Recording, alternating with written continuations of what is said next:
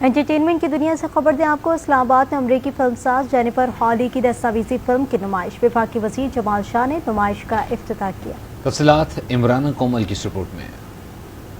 Pakistan national council of the arts میں women without border کے عنوان سے امریکی فلم ساز جینیفر ہال لی کی دستاویزی فلم کی نمائش، خواتین کے انٹرویوز، ثقافت کو اجاگر کرتی تصاویر اور ویڈیو کلپس نمائش میں شامل۔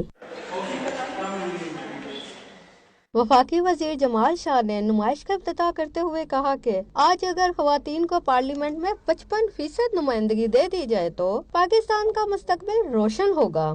پارلیمنٹ میں چند خواتین نظر آتی ہیں اور وہ بھی اسپیشل سیٹس پہ، جبکہ 55% سیٹیں جو ہے نا خواتین کے حوالے ہونی چاہیے اور وہ ڈائریکٹ الیکشن کے ذریعے آنی چاہیے، اور ہر پارٹی پہ یہ لازم ہونا چاہیے کہ اپنے کینڈیڈیٹس جو ہیں وہ 55% خواتین کینڈیڈیچر کو دیں۔